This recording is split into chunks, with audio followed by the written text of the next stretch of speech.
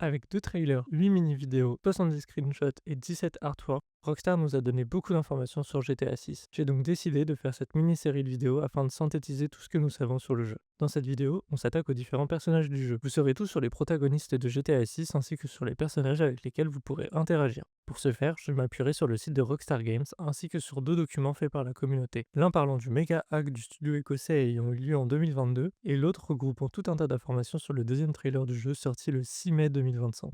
Bonne vidéo. On commence bien sûr par les 2 protagonistes de ce Grand Theft Auto, Jason Duval et Lucia Camino. Selon la description officielle du site de Rockstar, Jason et Lucia ont toujours su que la vie ne leur ferait pas de cadeaux, et ils devront plus que jamais compter l'un sur l'autre pour espérer s'en sortir vivant. Jason est quelqu'un qui rêve d'une vie facile mais qui se retrouve en permanence impliqué dans de nombreux problèmes. Il a grandi entouré d'arnaqueurs et d'escrocs en tout genre et a choisi de passer par l'armée pour tenter de tirer un trait sur son adolescence chaotique. Après ça, il se retrouve dans les Keys à travailler pour des trafiquants de drogue locaux mais souhaiterait passer à autre chose. Jason est quelqu'un de loyal, qui cherche la simplicité mais qui, en partie à cause de Lucia, s'en tire d'énormes problèmes, au point qu'il ne sait pas si sa rencontre avec elle est la meilleure ou la pire chose qui lui soit jamais arrivée. Le nom Duval vient certainement du nom d'une des rues principales des Keys dans la vraie vie, la Duval Street. Lucia est une combattante aguerrie. Son père lui a appris à se battre dès qu'elle a su marcher. Originaire de Liberty City, la vie n'a pas été simple pour Lucia.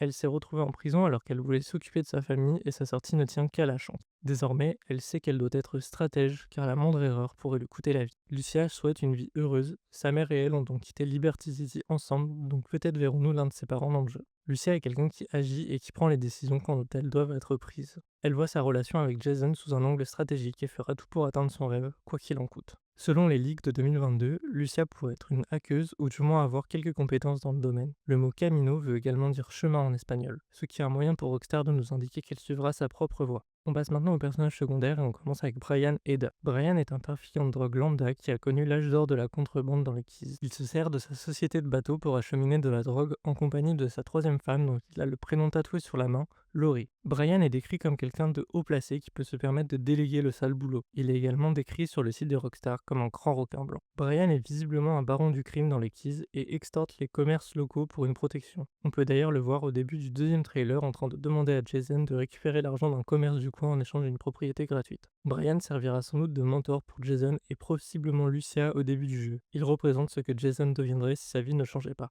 Cal Hampton est le meilleur ami de Jason et l'autre associé de Brian. Il est décrit comme jovial et calme et préfère rester chez lui à intercepter les communications des gardes-côtes avec quelques bières et quelques onglets de navigation privée plutôt que de prendre des gros risques. Il est dépeint comme complotiste et méfiant du gouvernement. Cal est en bas de l'échelle et s'en accommode très bien. Il ne demande qu'à transmettre sa paranoïa occasionnelle à Jason qui, lui, a d'autres projets. Cal est certainement le personnage qui servira à Rockstar pour indiquer aux joueurs si la situation est calme ou si des problèmes arrivent et sera possiblement un repère stable pour le joueur tout au long de l'histoire. Ou alors il mourra au bout de 5 heures de jeu, je sais pas. Booby Ike est le gérant du club, le Jack of Hearts. Il est une vraie légende de Vice City. Petite parenthèse pour dire que le nom Jack of Hearts est un jeu de mots avec Jerk off hard en anglais, qui veut grossièrement dire se branler fort. Booby Ike est l'un des seuls ayant réussi à transformer son activité criminelle en empire légal. Détenteur de biens immobiliers, d'un strip club et d'un studio d'enregistrement, il a toujours le sourire jusqu'au moment où il faut parler affaires. Booby est un véritable businessman qui sait parfaitement ce qu'il veut et qui n'a pas peur de se salir les mains pour délivrer un produit qualitatif. Il a un partenariat avec le jeune mania de la musique en devenir Drake One et leur label On Hero Records, qui est une référence au légendaire label Death Row Records.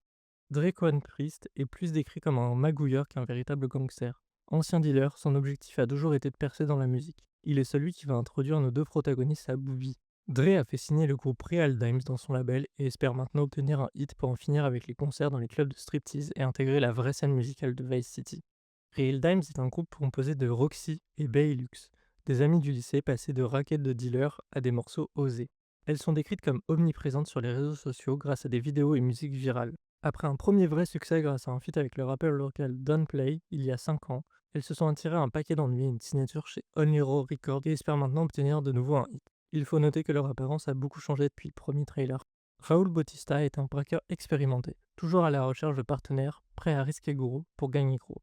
Téméraire, il veut toujours viser plus haut et ça, peu importe ce qui lui en coûte. Raoul est possiblement cubain, comme on peut le voir sur cette image où un drapeau cubain est présent à côté de lui. Il est celui avec qui Jason et Lucia vont faire leur plus gros braquage, notamment celui de la Sin Frontera National Bank. Désormais, on va parler de personnages mentionnés ou vus dans les trailers, mais sur lesquels nous n'avons pas beaucoup d'informations.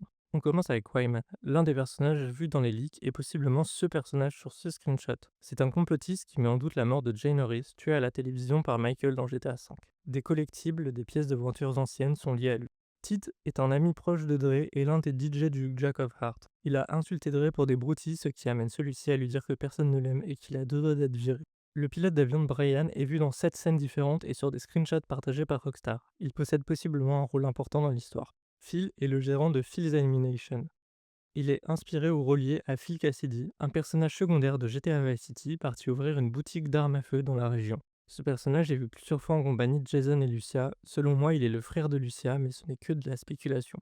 Ce personnage est aussi vu en compagnie de Jason et Lucia. Elle pourrait être reliée au personnage dont nous venons de parler. Ce policier qui semble être corrompu est sûrement notre lien avec la police dans ce GTA. Comme dans tous les jeux de la série, nous aurons plusieurs missions où nous travaillerons pour la police, et ce personnage semble être important. À voir s'il fera de notre côté ou contre nous. Voilà, c'est tout pour cette vidéo, j'espère qu'elle vous a plu et que je n'ai rien oublié, sinon n'hésitez pas à le mettre en commentaire. Si vous avez regardé la vidéo jusqu'au bout, n'hésitez pas à donner votre avis sur celle-ci en commentaire et on se retrouve très bientôt pour d'autres vidéos sur GTA 6. Salut!